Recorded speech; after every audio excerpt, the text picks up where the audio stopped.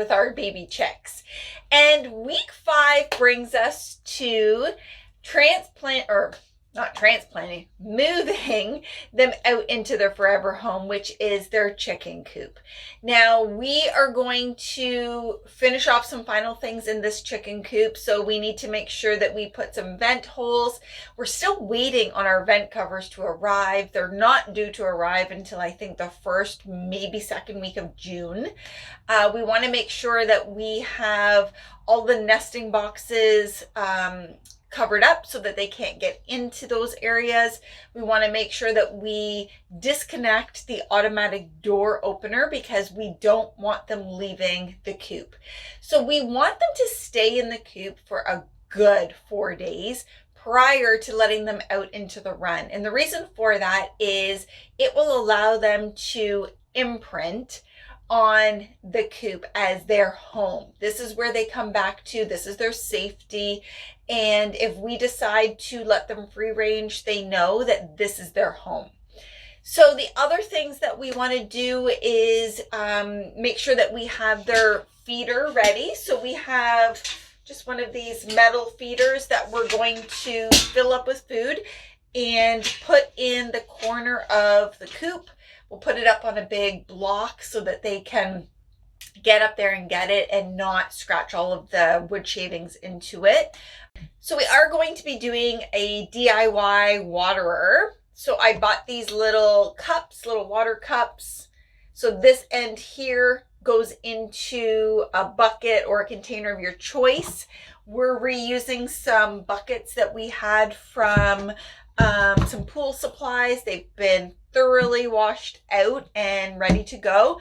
We'll drill a hole into it. We'll stick this end through and then we'll put the little wing nut back on and we should be good to go. Now we will stick the waterer on a brick of some sort in the other corner, so then that way it is up off the ground for them. And again, so the wood shavings aren't going into the little cups.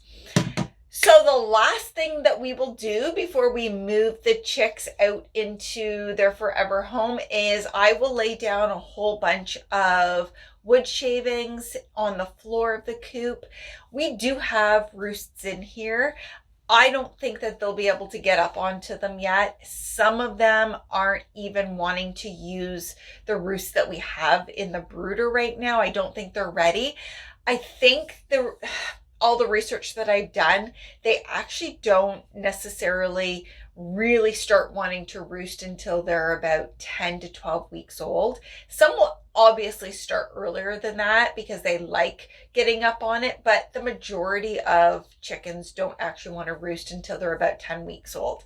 So what we'll do is we will bring out the roosts that I made for the brooder, put them in here. That way the ones that are ahead of schedule and want to roost can roost on them. Okay, so before we head into the garage to start building our DIY waterer, let's take a look to see the update on the chicken garden or the chicken treat garden. Flowers over here as well as here, and the yellow ones on the end over there are mainly just to make it prettier until some color starts coming into the garden itself. A lot of the green or all of the green seedlings that you see here are all various varieties of sunflowers. The area here that is just covered in wood chips, as well as over here, I planted 3 different varieties of calendula, which is great to give your chickens if you want to have a really deep colored yolk of your egg. So once they start laying, I'll make sure that I give them those flowers. In the back there, in the actual run, you'll see that I have some 5-gallon buckets that we're going to be also changing into DIY waterers for the chickens.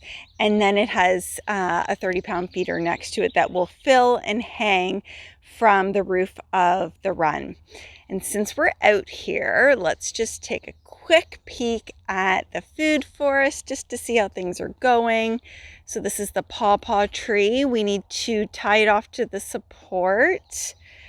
And then next to it, I've planted a whole slew of spearmint.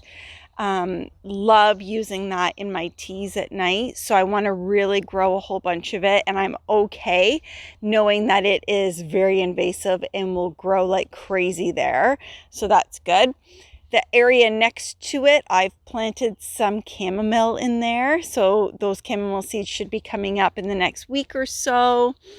And then the little green plant next to it is some comfrey, which those of you who don't know, chickens love eating comfrey. So I'm really trying to grow as much of it as I can, because that is a free food source for your chickens that is really good for them. So this dirt row that you see here, it's really hard to see, but I have leeks all planted in there. I don't know if the camera is going to pick up the leeks or not. They're pretty small right now.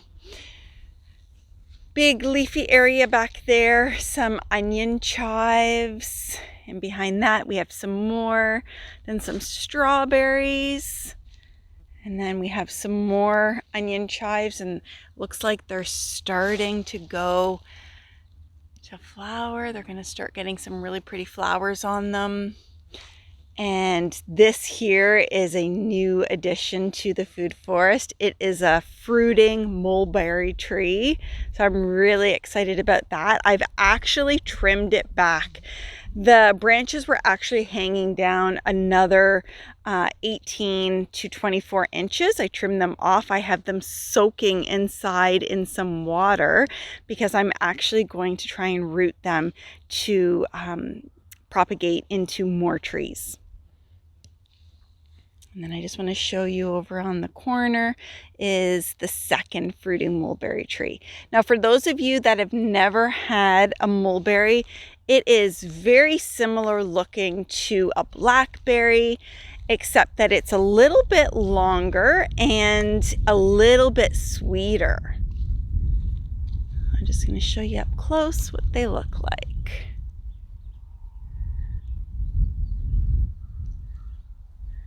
All right, so let's head into the garage and get that chicken waterer going.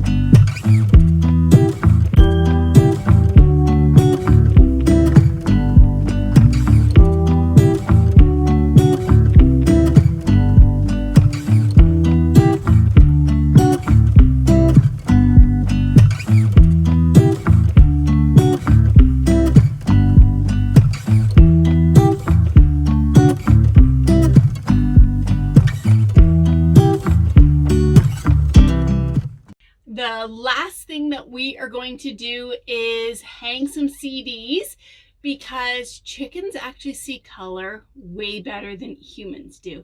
And being able to peck and push at these colorful CDs will keep them entertained, which then will keep them from causing drama and pecking and trouble.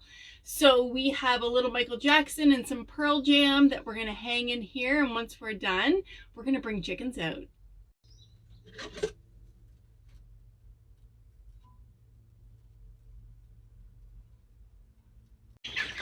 So they don't hurt themselves. Oh, that's good to know. Yeah, there we go. Okay.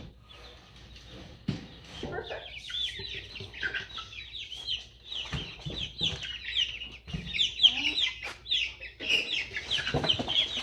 Okay, I'm going to get you to stand there just so that the camera can see.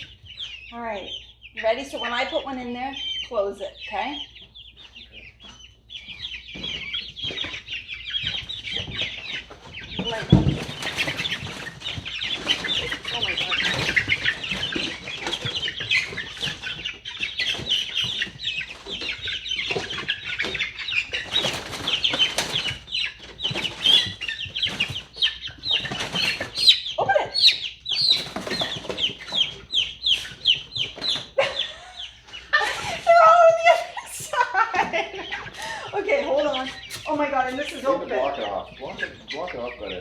This is open and then we're gonna fly out. Okay, now put it in.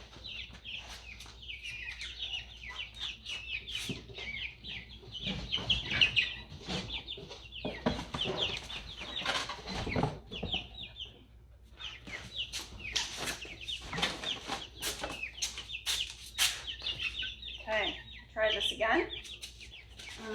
Still open on that side. Is it? You gotta put the whatever it is on this side.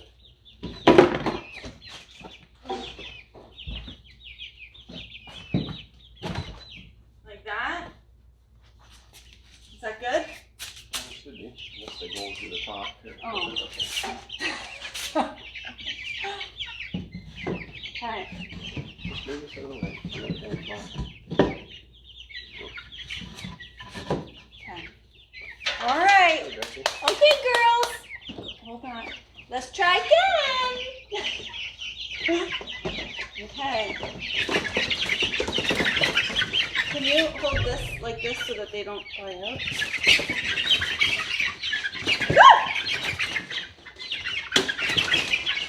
Got one. I got one. So what do you want me to do? I- You can't do both. I got 2 hands. Okay, listen. With your 2 hands, I need you to hold this. Hold that, and then let go of this and open that. Let it down on your head. That's not very smart. Okay. Leave it up. I'm not gonna go anywhere. You don't think? Oh, we should close the garage, maybe. Let me close the garage. Oh my God. Jax, are you ready?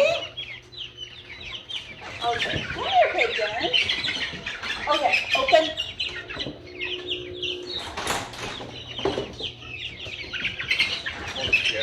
Open.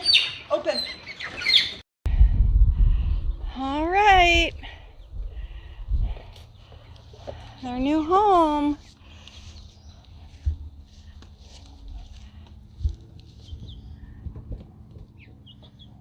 Should I pull them out?